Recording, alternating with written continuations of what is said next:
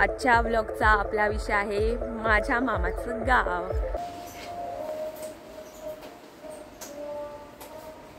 तुमच्या माहेराबद्दल काही नाही, सगळ्या माझ्या लहानपणीच्या आठवणी आहेत तिकडे। सगळ्यांना सतवायचं याच्यापेक्षा काहीच नाही आठवणी। ते मम्मीची बहीण अगं माझी मावशी आहे। काय देतेस खायला? आता मी यश सोबत चालली आहे बैलगाड्याची शर्यत बघायला। इथं नाही येणार।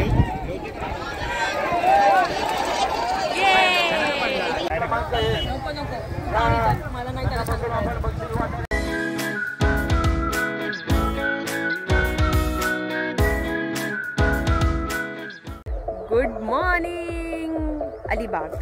सध्या मी अलिबागमध्ये आहे आणि आजच्या व्लॉगचा आपला विषय आहे माझ्या मामाचं गाव। सो आज दिवसभरात मी इथे राहणार आहे, त्यामुळे आज माझ्या मामाच्या गावात काय काय आहे आपण बघूया। सध्या तरी आत्ताच माझी मॉर्निंग झालेली आहे आणि घराच्या बाजूलाच असे यांच्या इथे शेती लागून असतात आणि हे गाव खूप छोटंच आहे। एक स्पेसिफिक थोडीशीच घरं इथे आहेत, त्यामुळे असं गुण्यागोविंदाने सगळे छान राहतात। तर आज मी दिवसभर इथे राहणार आहे आणि माझ्या सगळ्या जवळच्या माणसांची माझ्या यूट्यूब फॅमिलीला ओळख करून देणार आहे। So stay tune. रात्री घरी पोचायला उशीर झाला, त्यामुळेच दुसऱ्या दिवशी सकाळी उठायलाही उशीर झाला। उठूनच बाहेर आले तर माझी लाडकी मामी माझ्यासाठी ढोकळा बनवत होते। ही खिडकी का बंद आहे?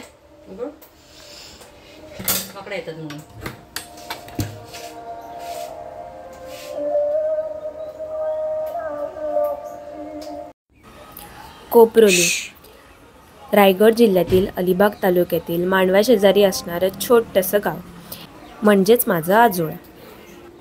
पहिलीपासून 10वी पर्यंतची मे महिन्याची सुट्टी मी इथे घालवलेली आहे, त्यामुळे खूप साऱ्या आठवणी तर आहेतच, पण त्यासोबत मला इथल्या लोकांकडून ऐकायला मिळते ती लहान आगाव साक्षी। लहानपणी तू एवढी आगाव होतीस ना, इतकी मस्ती करायचीस, आम्ही काढलेल्या रांगोळ्या पुसायचीस, विहिरीवरनं सगळ्यांना बडबडत जायचीस, आमच्या मुलांनी बांधलेले दिवाळीतले मातीचे किल्ले मोडायचीस। हे सर्व ऐकायला मला एवढं छान वाटतं ना। खरं मी एवढं सगळं काही करत होते की नाही हेही मला काही आठवत नाही आहे, पण असो, आज दिवसभर मस्त मामाच्या गावात फिरणार आहे, त्यामुळे तुम्हालाही फिरवते। इथे माहेरपणाला येऊन तुम्हाला कसं वाटतंय? खूप छान वाटतंय। बस एवढंच? इतक्या वाक्यात बोलले मी। खूप छान वाटतंय। काय फील करताय तुम्ही तुमच्या माहेराला येऊन? अगं इकडे बघू।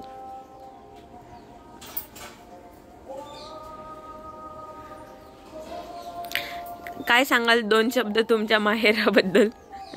काही नाही, सगळ्या माझ्या लहानपणीच्या आठवणी आहेत तिकडे, त्यामुळे कसं मला लहानपण आठवतं। जास्त काही येणं होत नाही ना इकडे, आता माझा तुरीचा व्यवसाय असल्यामुळे, तर मग कधी आलं तर असं लहानपणीच्या आठवणी होतात, जाग्या होतात। तसं काय, जसं का आम्ही इथे खेळलो, आता कुठं काय राहिले ना तसं। आताची मुलं कुठं खेळतात वगैरे, नुसते मोबाईलमध्ये। आमच्या काळात तसं नव्हतं मोबाईल वगैरे, एवढंच, दुसरं काय। मामी ते विचारते कशा आहात? हे रुपालीचं घर आहे ना?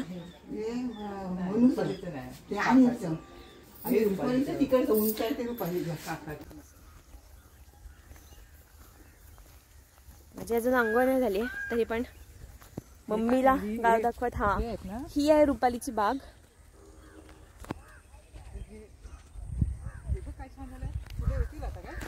हा, ते जास्त हे आत्ताची लागवण आहे ही। हे ते झाले त्यांना फुलं आलेत बघ, हे बघ इकडे बघ, हे सूर्यफूल आहेत। हे काय? बिजली। काय बिजली? अगं तिचं नाव बिजली आहे। शेवंती वगैरे काय? नाही नाही, बिजली, झाडाचं नाव बिजली। हे बघ असं दिसतंय, इकडे बघ, हे बघ। आणि ही कोथिंबीर आहे, ही बघ इकडे बघ। अरे बिजली, कोथिंबीर आहे ही। हाक मारत होती मी बोलतो कोणत्या दुसरं सांगा हो, कुठे तुम्ही तरी हो काय बोलताय?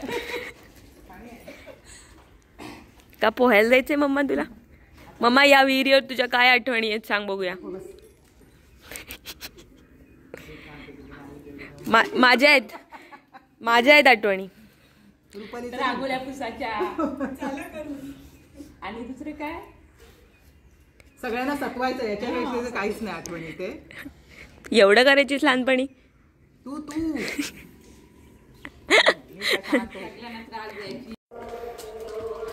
मामा ओळखलीच नाही. वैशूताई आली लगेच तर घरात ये, मला बोलली पण नाही घरात ये.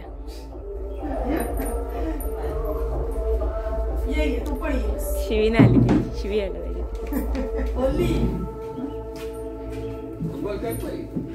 अंघोळ एवढ्या लवकर नाही. पूजा केली साक्षी, फुलं बघ देवाला सजवून ठेवलाय देवाला. वैशूताईला लगेच ये घरात ये, चहा देऊ काय? बरोबर आहे. कोण आहे ही? नणंद. पाय पुसणं का नाही? टाक पाय पुसायचे मला. चल चल आता काय आंघोळ पण नाही साक्षी करायची. तिला विचार तिने गेले काय? ती मामाकडे पण नाही आले.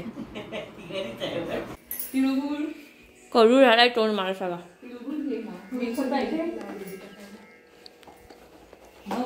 रुपालीनी लाडू दिलाय.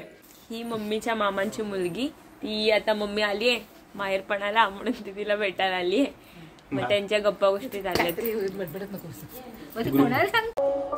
आणि इकडनं असं आपण विहिरीकडनं आलो की इथे हे अण्णींचं घर आहे, हे नानींचं घर आहे, पण ती लोक सगळे मुंबईला राहतात त्यामुळे ते बंद आहेत. आणि हे आहे माझ्या मामाचं घर.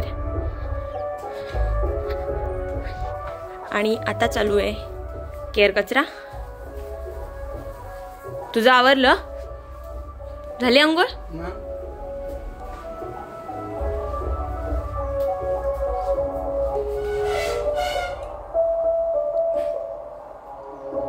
आत्ताच माझी बहीण तिने मला जे सहकार्य केलं ढोकळा देण्याबद्दल तिथे आभारी आहे.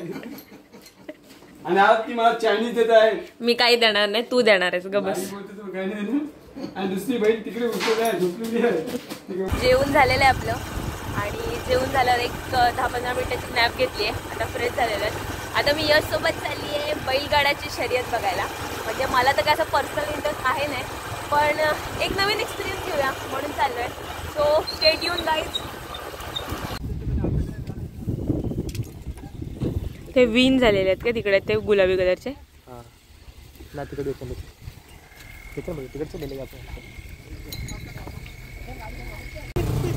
जिथे त्यांची शर्यत असते तिथे आपण आलोय. इथे काही ज्यांचे रेस आहेत त्या ऑलरेडी आलेले आहेत. आणि ते ग्राउंड इथनं थोडंसं दूर आहे, तर मग आता गाडी पार्क केल्या तिथे आणि आपण तिथे चाललेत.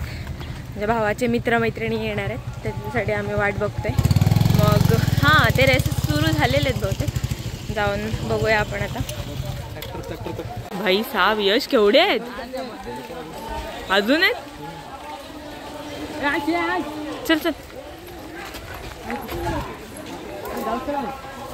काही रेस झालेले आहेत, थोड्या रेस व्हायच्या आहेत. आणि ज्यांचे झालेले आहेत, जे फायनलला गेलेत, हे पिंक कलरचे जे गुलाल लावलेले आहेत ते विन झालेले आहेत, ते फायनलला गेलेले आहेत. थोड्या रेस झाल्यात, अजून थोड्या व्हायच्या आहेत. आता आपल्याला गेलं तिथे बघायला मिळेल.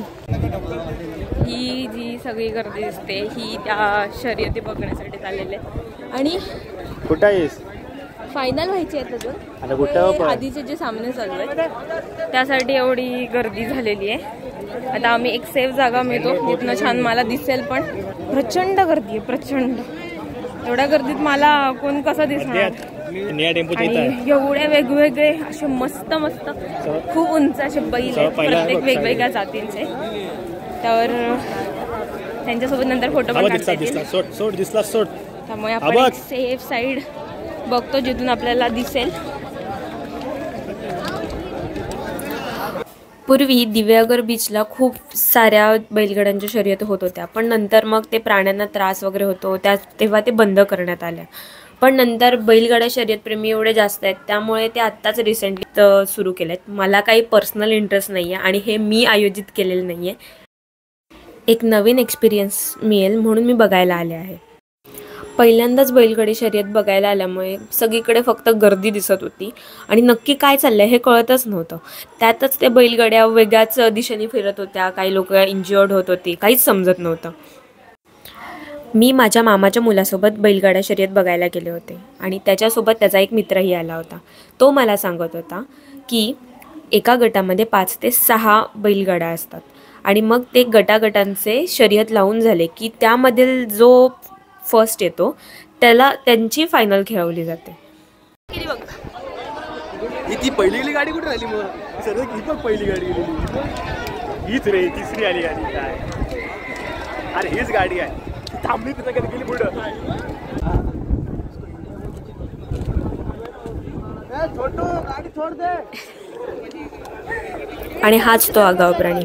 मस्त एंटरटेनमेंट झालं. येतील ना आता.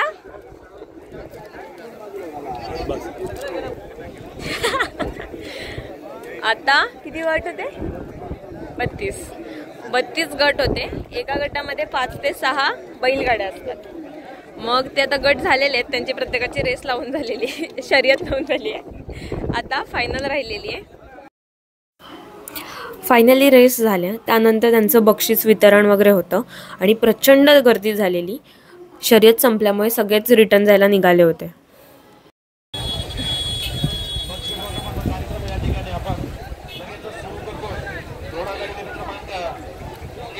असं मला करायचंय रे.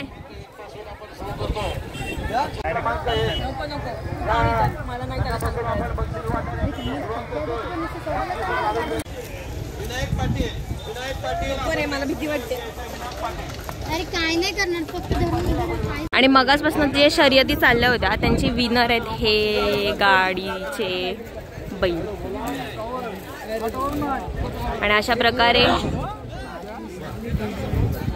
झालेली आहे शर्यत आणि आम्ही चाललोय बॅक टू होम.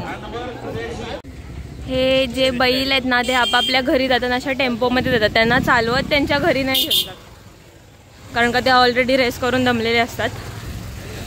त्यामुळे मग घरी जाताना ते टेम्पोतून जातात. काय हे त्यांचं शूट चाललं आहे. आता विन झाले आहेत त्यांचे. आपापल्या ओनरसोबत फोटो काढतायत आणि आपण पण चाललो आहे घरी. पूर्ण दिवसभरात फॅमिलीसोबत छान टाईम स्पेंड केला, खाऊ पिऊ आणि नंतर बैलगाड्या शर्यत. असा होता ओव्हरऑल माझा दिवस. जिथे बैलगाड्या शर्यत होता तिथूनच आक्षी बीच जवळ होता. त्यामुळे मग माझा भाऊ म्हटला की आक्षी बीचवरनं एक राऊंड मारून येऊया, तेवढंच फ्रेश वाटेल. बैलगाड्या शर्यत हे मी आधी कधीच पाहिलं नव्हतं. त्यामुळे असं नवीन काहीतरी एक्सपिरियन्स केलं की खूप छान वाटतं. आक्षी बीचला सनसेट बघत माझ्या दिवसाचा शेवट झाला. तर तुम्हाला हा व्लॉग कसा वाटला हे नक्की कळवा आणि लाईक, कमेंट, शेअर, सबस्क्राईब करायला विसरू नका. काळजी घ्या. धन्यवाद.